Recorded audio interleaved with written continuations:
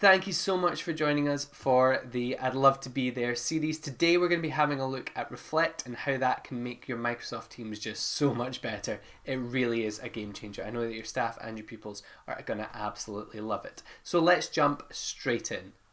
So here I am on my Microsoft Teams, so all I need to do is go down to the very bottom to New Conversation, and I do have the Reflect app in there. It is already pinned, so I'm going to right click and unpin that just to show you how to do that. So to find the app, all you need to go and do is type Reflect in there, and it's going to bring up Reflect for you. If you do need to, you can go to More Apps, and you can find all of these absolutely incredible apps that are in there. You'll see that Reflect's in there from Microsoft. It's also under Education as well. There's Reflect in there as well. So loads of people are singing the praises of Reflect. It really is that good.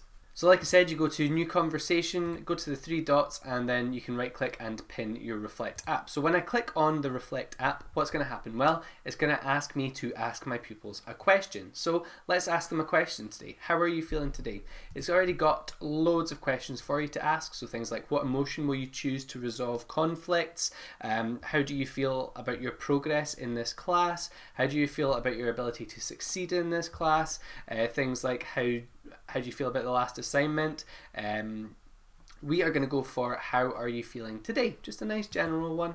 And we can then change it. So do we want our pupils to be able to see what other people are saying, or do we just want pupils to not see what other people are feeling? I know that I prefer to talk about emotions with my pupils and mention these kind of things to them and allow them to see how others are feeling. I think that's a really important step, but I know in some situations that is not okay, and that is absolutely fine. So we are going to go for today, classmates, see reflections but not names. Duration, you can set it for 5 minutes, you can set it for 1 week. I know that in an asynchronous world, in the world that we live in now, you're going to need that more time for people to actually engage with things, but I like to go for 8 hours. It's just kind of the standard that's there. Okay, so before we hit send and send that out, let's find out what does it actually look like for our pupils. Well, we've got these emotions here. When I click on any of these emotions, it's going to bring up another list of emotions, and within those we've got these little monsters. I think these monsters are fantastic. I absolutely love them. It's great. It takes that kind of personalization out of the feelings. So if you've got a student who's feeling angry but they don't know how to express that, or maybe they're embarrassed by their emotion, they can say that they're feeling that emotion through the monster. Say the monster is feeling proud, or the monster is feeling angry. I love that aspect for it. And also they're really like quite HD, high quality images, and yeah, I think that they'll just look fantastic. So we can select any of these images here, and when I click on focused, it's going to put the word focused up there for me. What's great is it goes from feeling absolutely fantastic all the way down to feeling angry and feeling sad. Another key feature as well that I like, so let's go for stuck.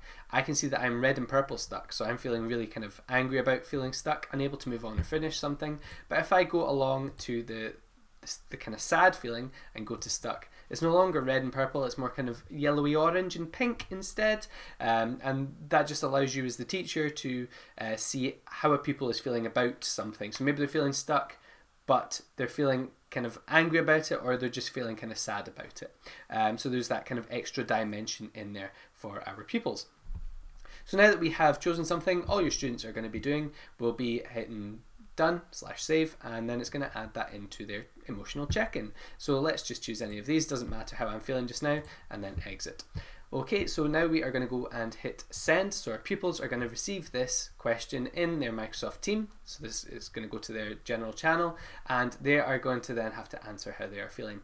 As a teacher, I can now go in and I can see those percentages of who's feeling happy, who's feeling angry, who's feeling kind of just in the middle, and who's not answered yet as well. So I can see that Pam, Dan, and my other account have not yet answered. We've also got the closing time for that as well. So it's going to give us a little bar chart to see how many people are feeling happy and how many people are feeling sad.